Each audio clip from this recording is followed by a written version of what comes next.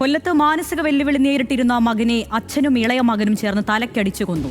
Society മുക്ക് സ്വദേശി സന്തോഷാണ് കൊല്ലപ്പെട്ടത്. സന്തോഷിന്റെ അച്ഛൻ രാമകൃഷ്ണനെയും സഹോദരൻ സനലിനെയും ശാസ്താംകോട്ട പോലീസ് അറസ്റ്റ് ചെയ്തു.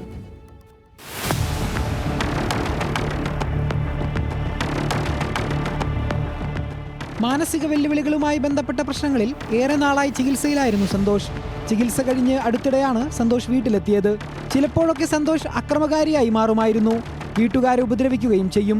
കഴിഞ്ഞ ദിവസം ഇത്തരമൊരു സാഹചര്യമുണ്ടായപ്പോഴാണ് അച്ഛൻ രാമകൃഷ്ണനും സഹോദരൻ സനലും ചേർന്ന് സന്തോഷിനെ തലക്കടിച്ചു കൊന്നത്.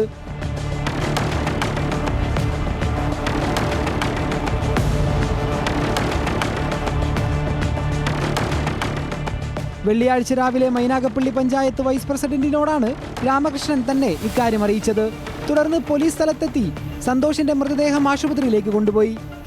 മകൻ തീർന്നു എന്ന് പറഞ്ഞു. അപ്പോൾ ഞാൻ ചോദിച്ചാൽ എന്താണ് വിഷയം എന്ന് ചോദിച്ചവൻ പറഞ്ഞു അത് അവൻ ഭയങ്കര വേളമായിരുന്നു. ഞാൻ 10-12 വർഷമായിട്ട് സഹിച്ചുകൊണ്ടിരിക്കുക. അതുകൊണ്ട് ഇനി എനിക്ക് സഹിക്കാൻ പറ്റത്തില്ല. അതുകൊണ്ട് ഞാൻ അവനെ ഭിത്തിയെ പിടിച്ച് തള്ളി തലയെന്ന് അടിച്ച് മരിച്ചതായിട്ട് എനിക്ക് തോന്നുന്നത് എന്ന് പറഞ്ഞു. ഞാൻ പറഞ്ഞു എത്ര സമയമായി കാണും? അത് ഇന്നലെ രാത്രി 8:30 പറഞ്ഞു. ഞാൻ ഇതുവരെ നിങ്ങൾ ഹോസ്പിറ്റലൊന്നും കൊണ്ടുപോയാൽ എന്താ?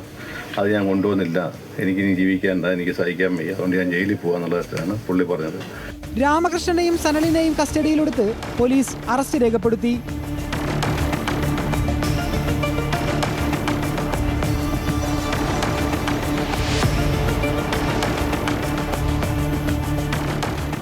ന്യൂസ് മലയാളം, കൊല്ലം.